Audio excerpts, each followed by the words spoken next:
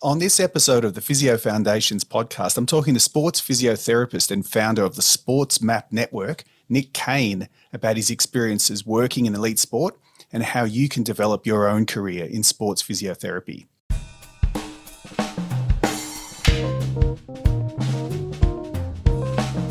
Welcome back to the Physio Foundations podcast, where we talk about the knowledge and skills that provide the foundation of expert clinical practice. So I've got a really good guest on the podcast today for you. You're going to really enjoy this conversation. Nick Kane is probably known to you already. He's best known for his work as the founder of the Sports Map Network, which is an educational platform dedicated to advancing the knowledge and the skills of physiotherapists and sports medicine professionals. He's also the former head physiotherapist for the Essendon Australian Rules Football Club for many years. And if you're not from Melbourne or the eastern states or southern states of Australia, Essendon or the Australian Rules football teams themselves are a really big deal. So it's a really high performance sports physiotherapy environment, world-class medical care for those players. So I'm going to ask Nick a little bit about his experience working in that environment, and you're going to find that very interesting. And Nick also founded and consults at the Complete Balance Physiotherapy Clinic in Melbourne, Australia. So he's also a clinician working in private practice. So we've got a lot to talk about. Nick has postgrad qualifications in sports physio, a wealth of experience managing injuries and rehab programs for athletes. So you're going to get a lot out of this conversation. Let's bring him on. Nick Kane, welcome to Physio Foundations. Luke, thanks very much for having me. Lovely intro and good to be on here, and looking forward to discussing things around physio and foundations and building and assisting those listening hopefully in their pathway in their journey. Let's talk about your background and how you got into elite sports physio. Yeah, for sure. So I was probably fell into it. I was lucky. I remember still growing through my physio when I was at university.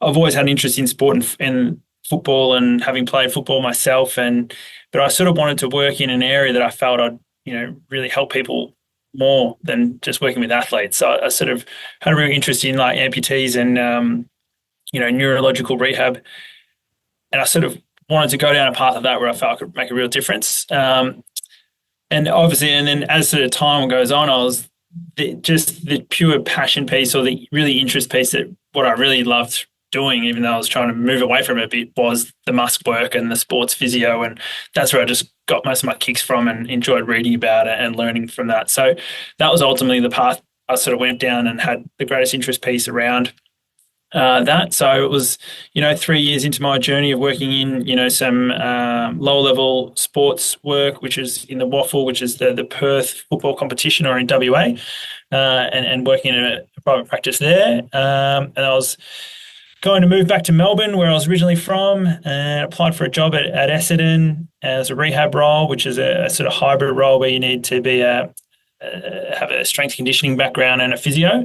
And prior to my physio studies, I worked in a gym, got my strength and conditioning certs, and I studied exercise science for a couple of years before entering physio degree.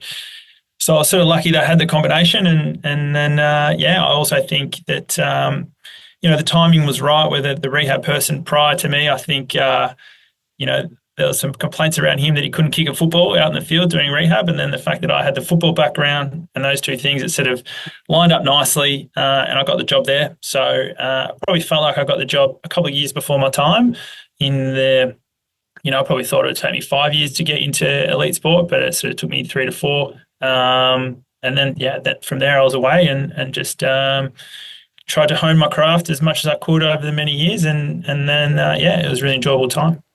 So having that knowledge of the game really helps, because I've heard the opposite from people. You don't necessarily have to be playing that game or being an expert in the game, but perhaps in the club culture and everything, probably there's some belonging that happened there. So that helped. And, you back when you said you wanted to work in neuro rehab at one stage, we just had Narelle Dalwood on the last episode on the podcast talking about neuro assessment and rehab, because you wanted to make a difference. Would you say you've made a difference now through your alternate pathway, through all the professional development work you've been putting out there for people and and all the athletes you've worked with? You feel like you've made that difference? Yeah, I mean, I certainly feel like I made a difference. It was probably back then thinking, oh, am I going to make a difference to people who really need it, or make a difference to athletes who are sort of, Mm, you know, quite well off and maybe privileged anyway. But right. I certainly feel like I've made, that was probably some earlier thoughts being Yeah. more junior in my profession. But yeah, I certainly feel like I've made a good difference to those athletes. And I think probably now where I've recently stepped out of working in professional sport is probably the sort of line where I feel like I make a more of a difference to people now in improving the way we deliver physiotherapy and sports physio via the SportsMap platform to improve the way physios do that I'm probably helping people in my role as a clinician there at the club. So probably just feel I've got greater scope to be that medium between amazing clinicians and what have you, and to the physiotherapists, a little bit like what you're doing in that bridge for the more junior physios. We're trying to create that bridge and access for physios across the globe to improve the way they manage their injuries with athletes. And I'm still really enjoying that space where I'm continually learning. I've always loved the learning aspect, and I continue to learn off all these people, and it makes me a better clinician, but also feel like and hopefully it makes other people better as well. So if you're a student or a grad listening to this and you're thinking, you might have that same question, well, how do I make an impact? How do I really help people and make a difference? There's so many different ways that you can do that. Maybe hang tight Definitely. and see where your career takes you. Yeah, definitely. Yeah. So, I mean, I think ultimately, I think the point I was making was I ended up just following my probably true interest, peace, and passion. Like, it was hard to deny that was what I just, I enjoyed learning more about that musculo and sports space, and I enjoyed talking around it. And that's ultimately just followed that path. I just had to go with where my gut was taking me and what I was enjoying the most. And, that can change over periods of time, and you can adapt and move. You don't need to make decisions based on what you think you need to be doing in 10 years. You just sort of, do it for the now, and you can evolve and develop as along the journey, and, it'll take you along the path, and ultimately, hopefully a good one for you. Mm. So then you worked your way up to being the head physiotherapist for a big football team.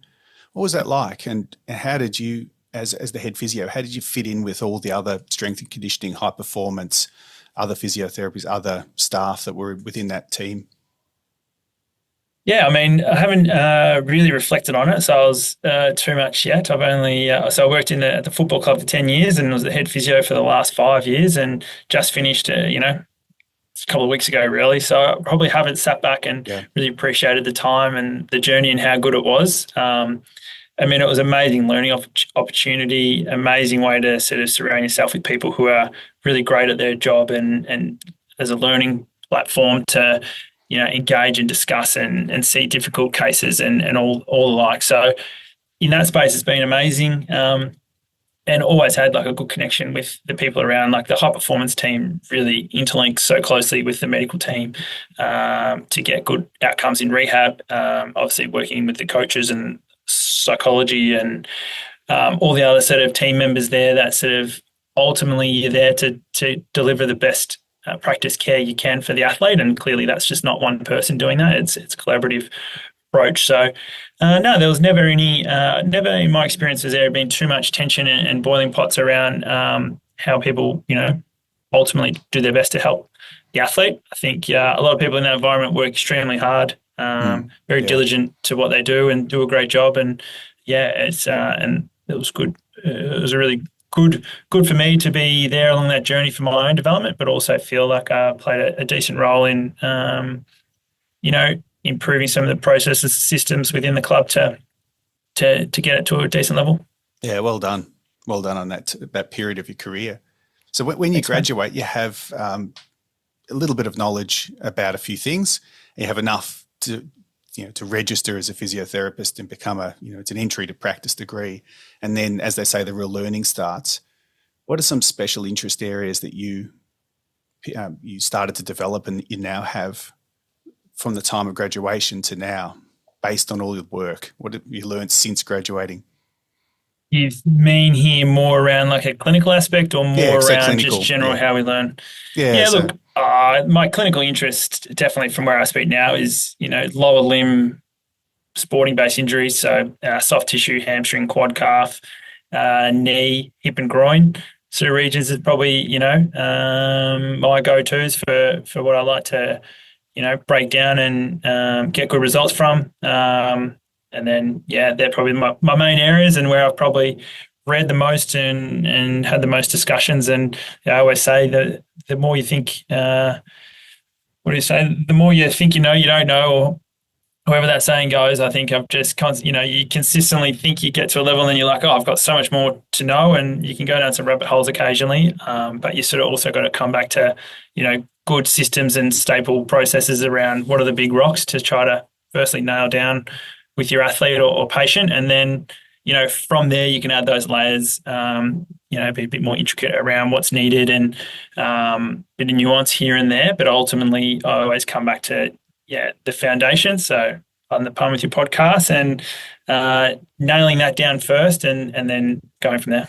What are the most important knowledge and skills? What are the most important foundational knowledge and skills that you can then build on with all the advanced professional development training you do and in your elite sport physio? If you go back to the foundations, what do you reckon they are? Well, yeah, I mean, someone like yourself still working at the coalface in uni would answer that question probably better than I. But I think coming back to, certainly in your reasoning, and I remember in university hearing around clinical reasoning, you'd be like, oh, like hearing that again. But ultimately, it's about not jumping to a diagnosis or jumping to a management thing that you think's in there. It's about stepping back, really getting all the information together and making a really good, clear, informed decision based on your experience. And if you don't have experience, maybe seeking someone with experience into that, as well as the available, research and evidence that is out there for us. So certainly your reasoning, certainly getting a really good, clear diagnosis and not jumping past it and just saying, oh, it's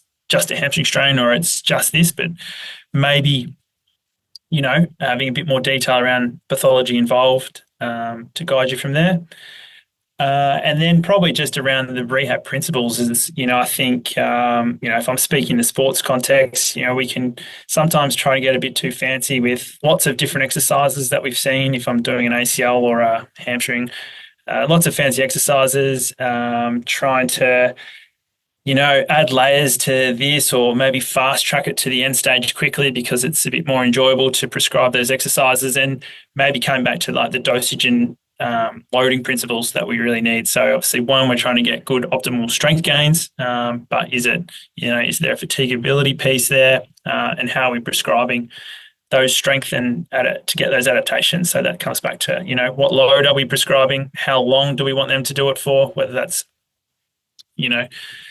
a timed intention or a through range exercise or isometric, and what are we hoping to get out of that exercise? Is it purely strength? Is it endurance? Is it other adaptations? Because I think typically we just sort of miss that and jump forward on things. So hope that answers the question. Three points there. Well, you've got the strength and conditioning background, but a lot of what you've learned has been on the job. As you mentioned, working with S&C staff, working with a lot of reading, a lot of professional development. So rehab principles, soft tissue healing as well, just thinking about the physiology as well. You'd have a good knowledge of anatomy from your work. How does your knowledge of anatomy compare to when you learnt all the finer details back in uni, do you think? How does it differ? Now to when I was at uni? Yeah. Oh, I think now I just probably see it less of a origin and insertion and remembering what they are, and probably coming back to like how it applies to our movement and our joint, and how is that important to what I'm seeing. So instead of sometimes you can forget some of those origins and insertions and innovations as much as, to the point where you don't know them as well off the top of your head as you did when you're younger, but you have a better idea on how that muscle integrates with a different joint, what effect that will have on, it further down the kinetic chain, and how to then to apply some of your principles within to optimize that moving forward. So I think now I probably see, different muscles and joints in as a part of a roadmap to getting them right in what I need to do.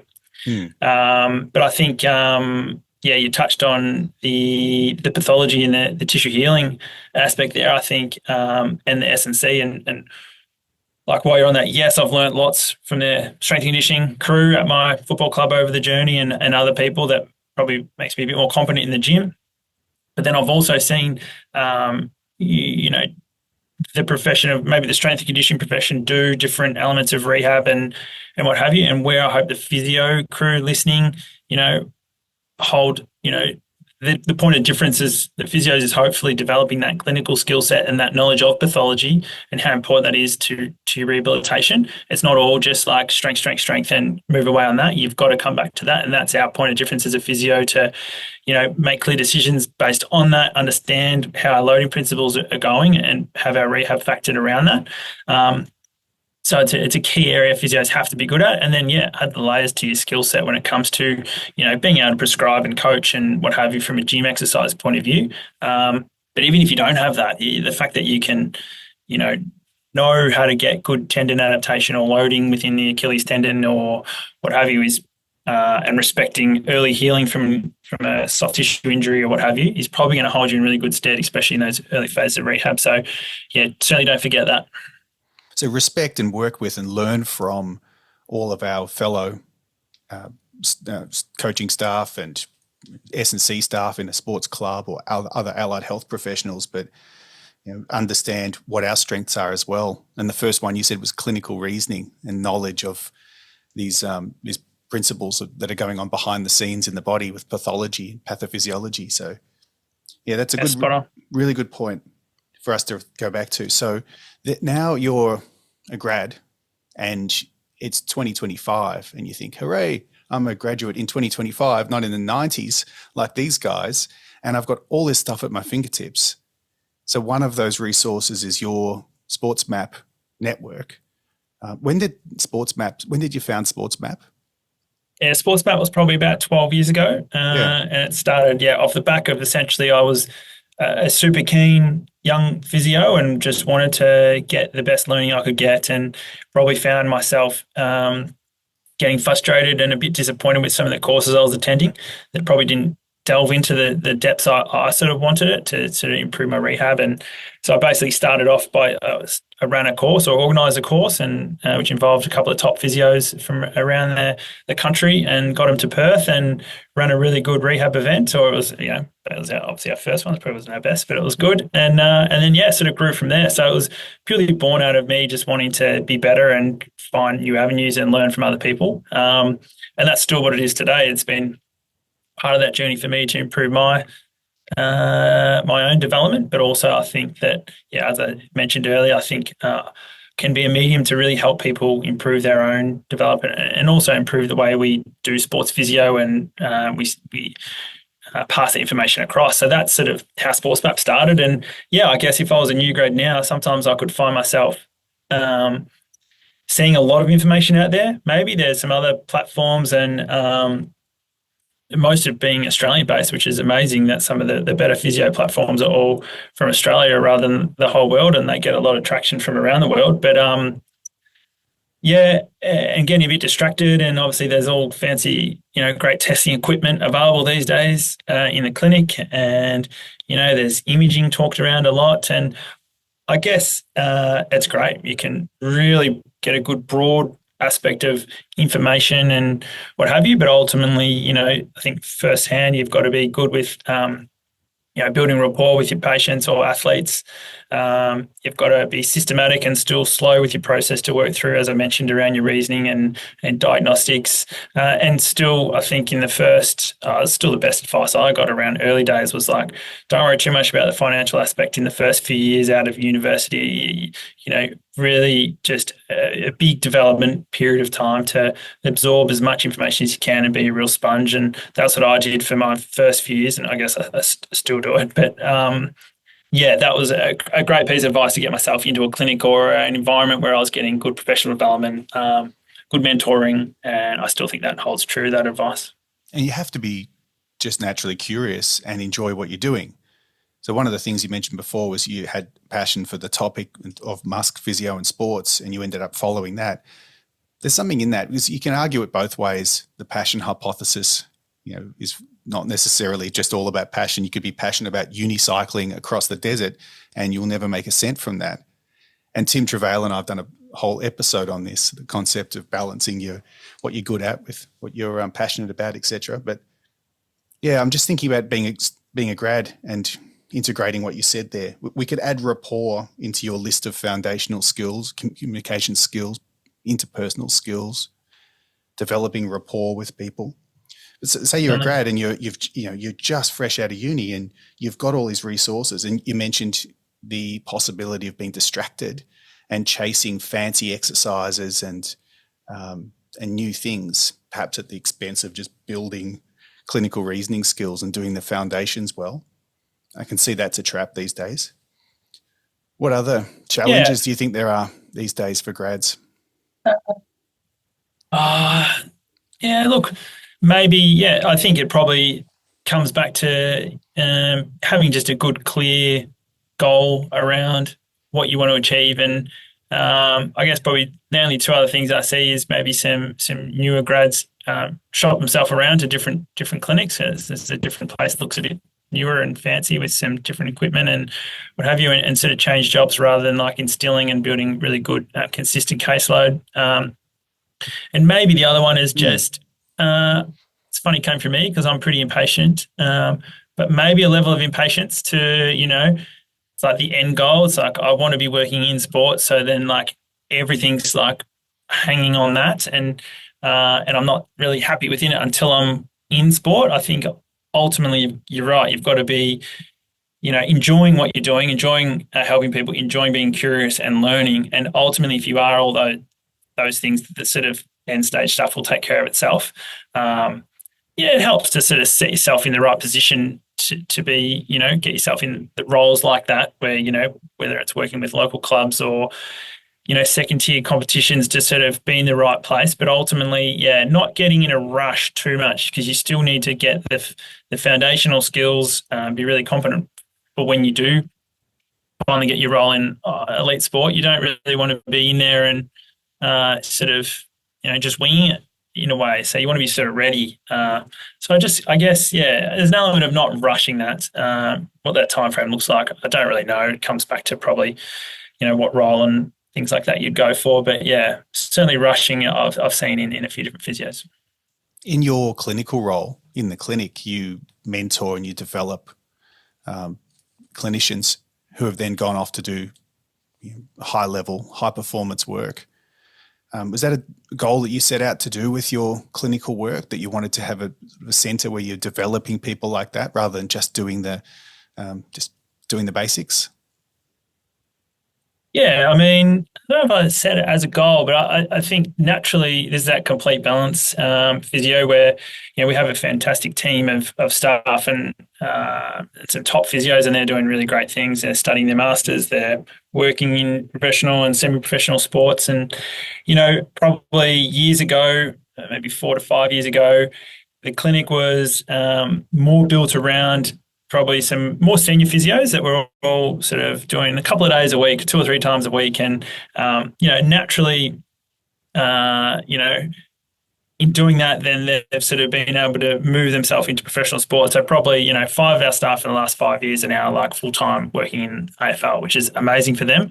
And I don't know if I sat down and said, I want this to happen for them, but I think naturally it's sort of was a culture that just sort of started within the clinic where people who working in the clinic sort of feed off each other. They want to be better. They want to learn off each other. They want to sort of develop and move forward. So it developed just a really good learning culture within there. And that comes from, maybe obviously myself having a real interest in maintaining that learning space, but also putting some systems and structure within the clinic around, consistent professional developments where we are blocking times out, and encouraging, people to block off and have a mentoring session or a catch up and case discussion with another physio. So it's definitely a big part of the culture now. And I think naturally it just sort of started with like the good physios that we had attracted early on, and it's great to see them now off and working in, in the AFL and broader sports, and we still stay connected, which is great. So some time blocking where you make sure you don't get all of your weekly time booked out with patient appointments, and you make sure you put time aside to discuss cases, work with one another. The reason Yeah, I'm asking definitely. all We of this have is, oh, go ahead. Oh no, you're right. Well, yeah, I mean, we block off. It's a one a month where we get a guest in for a PD. We another 1 hour a month where we do like a group mentoring session, and then at least one other time in the month, it's a requirement to like block off a 30-minute or 40-minute time with another practitioner to talk around a case. And on top of that, we have obviously we use the sports map platform as well, where people there's a set sort of viewing thing that we recommend someone watches in a 1 to 2 month period, and then reports back on a few findings. So that's the sort of piece of each month that rolls through all different topics and builds out. So that's how our PD structure works. Yeah. Yeah. I guess the reason I'm asking this is thinking about grads who often ask me, or students and grads often ask me, well, what am I looking for in a clinic? They might have been to 1 or 2 private practices as an elective. They may have been a patient at a physio clinic. Regardless, the experience is limited and they've never worked independently in a clinic. So they can make that call about what sort of environment they want to be in. And what if you're in a clinic that doesn't have time or capacity for that? What if you're on your own? You mentioned you have a sort of a viewing schedule for your platform for Sports Map, which is loaded with so relevant professional development activities, and so you know what they're getting, and you can get onto the same page with your principals. What if you're working sort of? I've done this, but Susanna has also done this multiple times when we were quite young.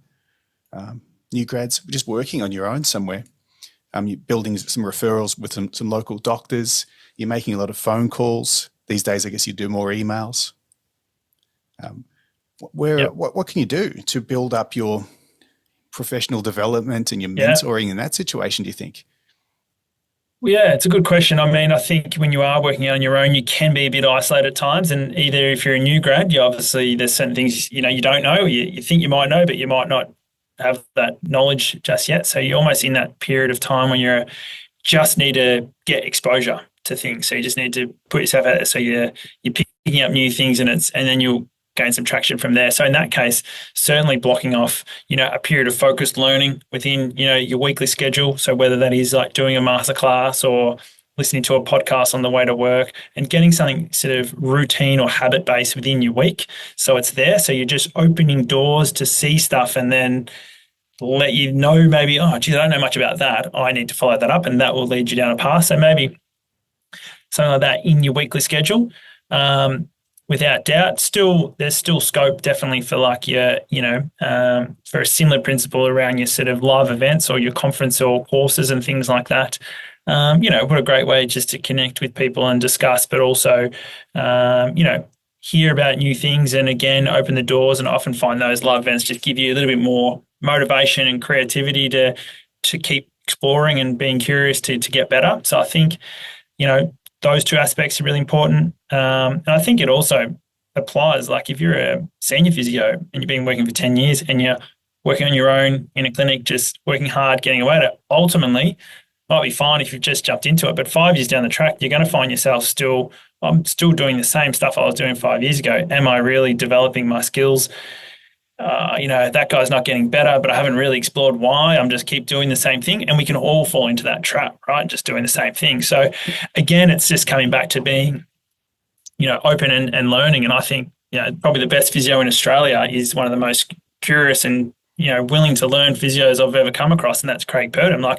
Consistently just, still making calls around things and, I thought about this, and what do you think about this? And, I'm not too sure about this. And they're the sort of questions he asks himself and others. And, that's what keeps him going, So I think as a physio, we should, it's a challenge to just stay at the level and keep trying to stay up to date with what's there. So I certainly, it comes back to probably just instilling some schedules and habits within your weeks and your months to keep that professional development ticking along. Doing it mindfully. Putting it out there in advance so you have a plan that you can stick to, because those blocks of time will fill up with administrative work and time wasting activities, guarantee it. And if you're younger, people you'd be on the TikTok. Yeah, exactly. Like often, an excuse to maybe not do it. People say, I don't have time, but it comes back to priorities. Like I'm not prioritizing that in my time. Is more so, what we're not doing, and it does get filled up with other things, as you know. But yeah, I think 100% in getting something in your diary and getting it scheduled is essential, because it will just slip away otherwise. You mentioned Craig Purdom, such a good role model for lifelong learning and that curiosity that drives your practice. And I've met Craig through conferences and professional work. So, and then you mentioned conferences and professional development live events. You've been to conference, you've been to both of them. So scientific conferences where people are presenting their research, discussing the clinical implications, versus a focused professional development event like one that you'd be running. Where do you think you should start as a grad? Do you think? How early do you? Well, how long do you have to wait before you go to a scientific conference? Does it depend if you have a research interest, or do you benefit from the beginning as a clinician? What do you think? Yeah, interesting one. Like, I think it's great to know, isn't it? Like, the research and still what's out there and what's coming. Sometimes you can get a bit lost with the research in how to apply that clinically if you're just hearing like the higher level things. Clearly, if you have an interest in that space, it's brilliant to be above. How long do you wait until you start going to course and conference as well? It's probably up to the individual. As soon as you feel that, hey,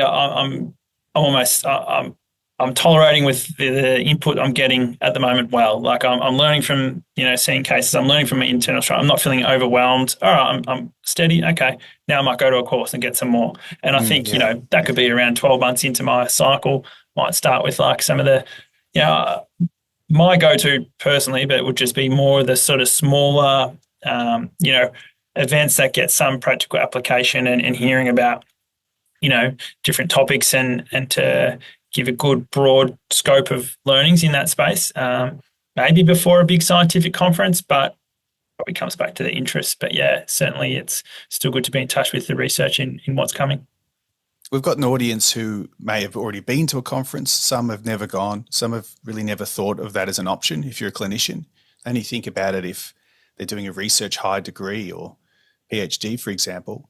So this is why I'm asking these questions. These are all questions I've been asked before. And they're good questions. They're things that you don't know until you go through it yourself. And then a good question that you spontaneously answered is, well, when do you start doing professional development? And that really is when you're comfortable and when you're ready for new information, when you can integrate more. Because there's just so much, isn't there? You could spend all day doing free online, even podcasts, if you exclude those. You and I both have physio podcasts. There's hundreds of physio podcasts. But if you just look at free professional development, evidence summaries that are available online, there's so much you can spend your time on. You can get spread thin really quickly. What about specialization? So I deliberately asked you about special interest areas, and yours are lower limb related to the common injuries of football and running sports. So lots of tendinopathies, muscle strains, hip and groin, of course. But they're special interest areas, right? And you can do, in our country, in our system, you can do specialization within our College of Physios, which is different. Or you can have just a special interest area, something that you enjoy, you're good at, and then you get referrals and you get to be known for that area. So Susanna's special areas, hip and groin pain. Mine's knee and shoulders, but I'm more in an education lens. So how soon do you develop a special interest area, do you think, as a graduate? Is that something that just happens naturally, or is it based on the clinic you're in and the type of people who walk through the door? How do you reckon that works?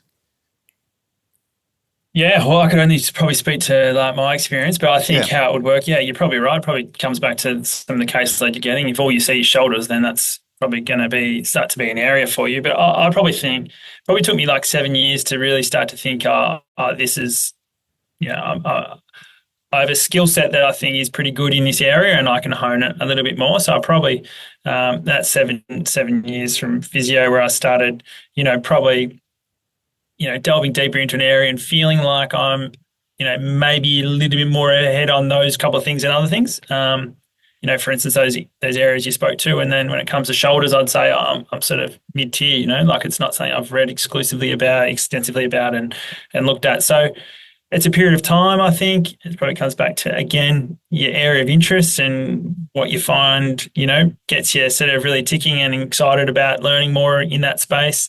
The amount of injuries in that area you've seen. And then, just building it from there. So I think it's a nice, if you can get yourself to the level where you're the go-to sort of person for, knees, as you mentioned, then, you can really just hone that further and further, and you just become a real gun in one area. The specialization is just a whole nother,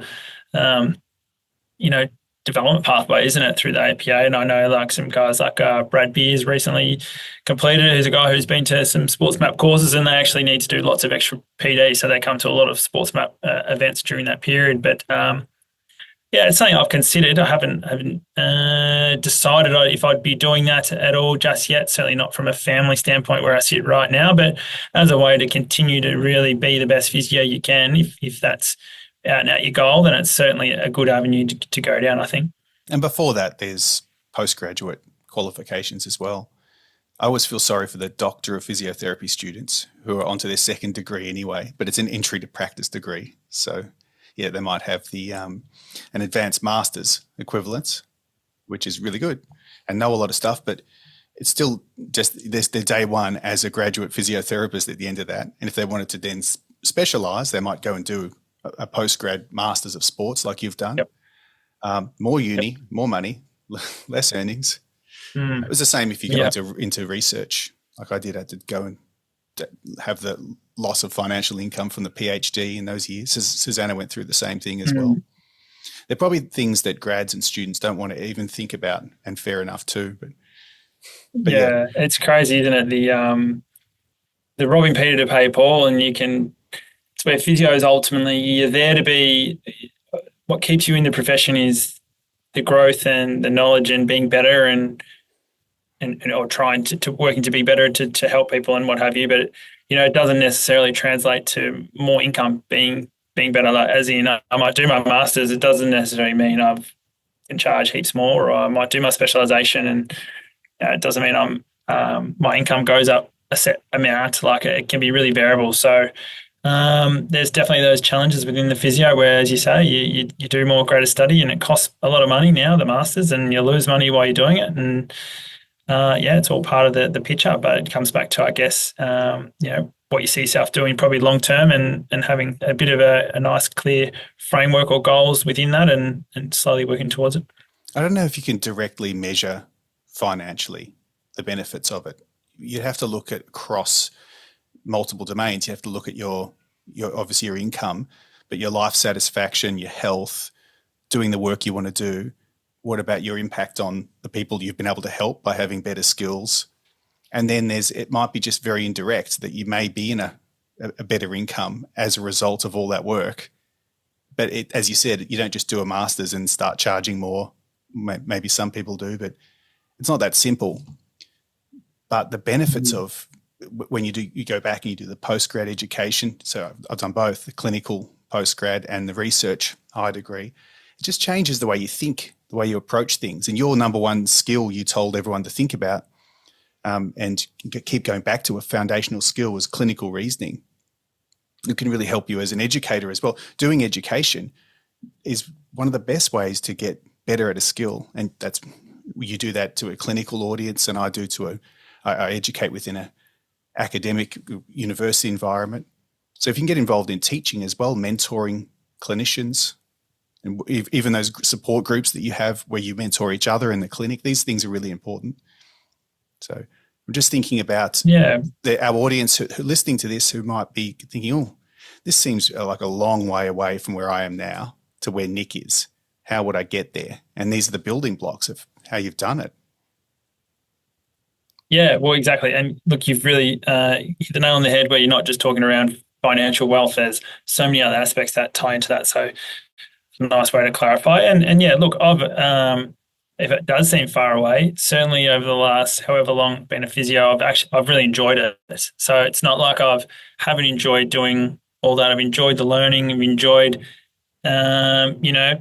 finding myself thinking, oh, I've got no idea here, and then working your way through it. And I've enjoyed the people I've worked with and the connections and what have you. So it's been a journey, and I've just enjoyed that journey and still am. Don't know exactly where it's going to sort of take me, but you got a rough idea. And I think if you're enjoying it and finding it beneficial to you and beneficial to others, then you're doing a good job.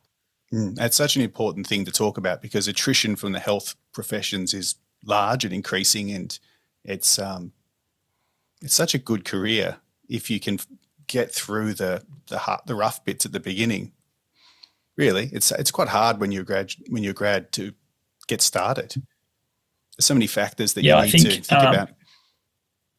Definitely, yeah, and I'm sure there's also some sticking points along the journey. Like I've read some stuff, around 5 to 7 years, they start to get a bit stuck and stale. Maybe is where it's, because I think physios sort of work hard in a clinic, and you get to a point where you might be working and busting your bum in a clinic, and maybe at a certain level, you're capped financially there, and you're capped for time, and you're looking for flexibility. But it's probably around having that ability to. Physio is great to be able to move and adapt in different areas, and there's obviously different spectrums of physio you can work in. You're teaching. I'm doing some education stuff on the platform.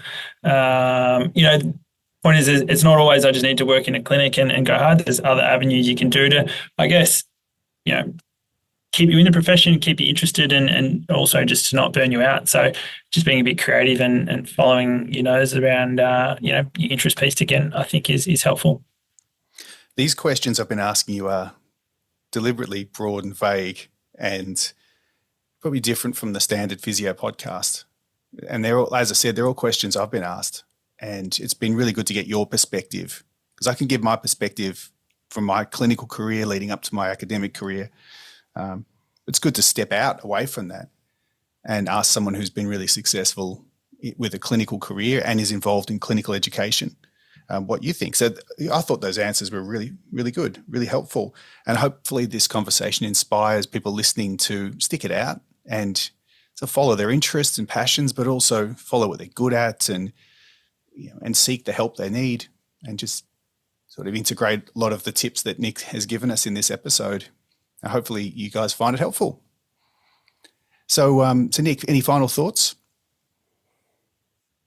No, look, I think nice summary there. I think thanks for having me on. I think you've got a great voice for podcasts. And yeah, look, I think just, hopefully some of that information might help one or two. Feel free to reach out. Feel free to check out, obviously, the SportsMap platform. But also, just encouraging everyone to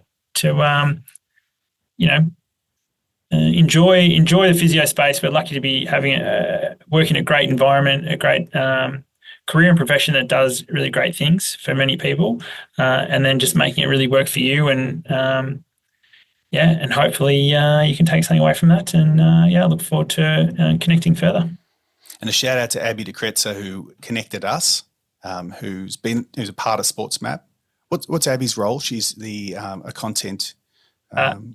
Abby is our event and content manager. So she gets the events running. She's been amazing and does a tremendous job. Super organised and saves me. I used to bundle up lots of things and make more errors than I needed to. So Abby's been amazing, and also a top sports physio. She's working at Universal Practice as well, and does some teaching obviously with you. So thanks Abby for connecting, and appreciate you having me on. Yeah, she's a gun. And so if you're interested in the Pilates and the movement approach, Abby's got an episode back in the archives you can have a listen to, and that was really good. I had a lot of good feedback as well. So thanks again, Nick. We'll have to do it again, and I'm glad we got a chance to talk about all the great work you're doing. And listeners, particularly if you're a student, the other day a student in a rehab prac that we were doing asked me a great question about, we're doing some hamstring exercise and rehab stuff, just an introduction to it. And they asked me about hamstring rehab programs and how you'd learn more about it. And I think this episode's gone a long way to answer that question. It's timely. And there's so much. That student, if you're listening, go and look up some of Nick's resources, SportsMap, but there's others as well. And these days, luckily, you have so much at your fingertips. Don't get distracted. Be patient. don't try to do too much too soon, as Nick has said, but know that there's so much information there. We're not in a situation these days where we lack knowledge. We've got so much knowledge. What you need to do is organise it and make sure you're going in the right direction in your career. So some really good tips there from Nick in this episode. So thanks again, Nick. Thanks, Luke. Cheers. So until next time, this is Nick Kane and Luke Perrotton wishing you all the very best with your studying, professional development and lifelong learning.